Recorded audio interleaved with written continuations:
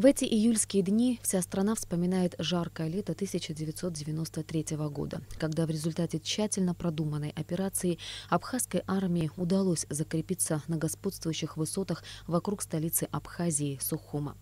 В ходе боев погибли 57 бойцов абхазской армии, 153 получили ранения. Герой Абхазии Юрий Кучиберия был среди бойцов Восточного фронта, объединившихся с десантниками, которые высадились в Тамыше. Он был единственным на Восточном фронте, кто умел обращаться с противотанковым управляемым реактивным снарядом «Птурсом». Юрий с детства увлекался техникой, и когда ему в руки попало боевое орудие, быстро разобрался в нем. Он был отличным стрелком, за все время ни разу не выстрелил мимо цели. Дорожил снарядами, которые всегда было сложно доставать, их всегда не хватало, вспоминают его боевые друзья. Когда мы прилетели на Восточный фронт в город Кварчал, территория, значит, как бы в кольце все, да, и сложная была ситуация. И Юрин приход с Турсом, да, вот то, что мы оказались в родном селе, значит, это как бы поддержало сельчан, бойцов, именно рекинцев и вообще, значит, прилегающие, которые, значит, территории, там, Бедия, Река и так далее, как бы этим были рады, да. Когда, значит, как бы втайне оповестили, что должен высадиться десант на территории, значит, Тамыша, ну и, естественно, Юра, как один, значит, из руководителей батальона, начальника штаба, он оказался, значит, в курсе первым, да, ну, после командира батальона, как бы они вместе это, да, вот. И он не участвовал, значит, в этой операции, там, по встрече десанта, и этой операции он просто не мог. Единственный сын – опора и надежда матери. Для семьи это невосполнимая потеря.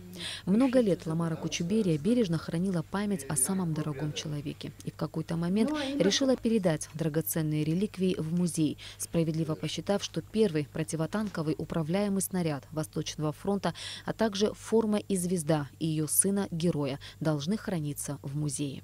Музей – это архив, это сохранность.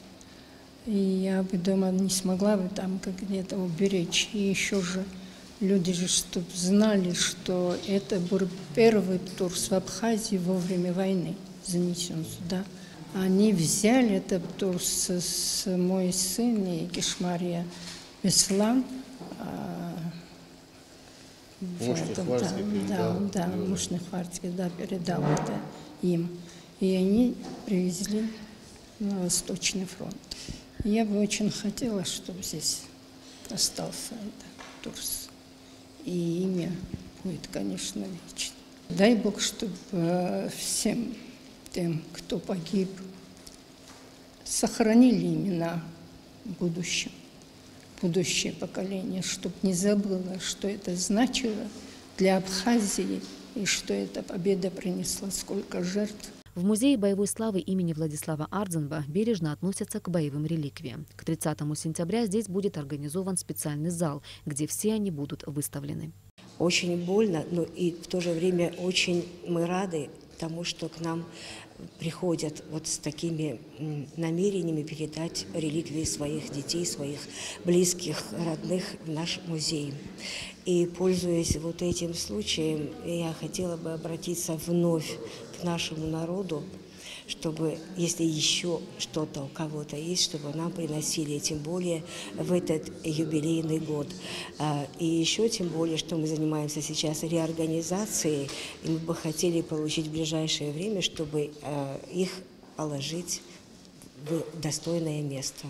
В этом году Абхазия отмечает 25-летие со Дня Победы в Отечественной войне и десятилетие международного признания. Чем ближе юбилейные даты, тем чаще мы вспоминаем тех, благодаря мужеству и героизму которых имеем возможность праздновать эти события. Последний бой Юрий Кучиберия принял возле поста ГАИ в Тамыше. Он нацелился на танк, но выстрелить не успел. Его расстрелял танковый пулемет.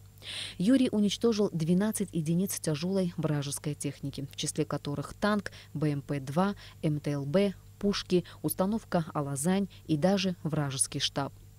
Юрию Кучиберия было всего 30. У него было много планов, а главное – огромное желание жить в свободной и независимой стране. И ради этого он отдал самое дорогое – свою жизнь.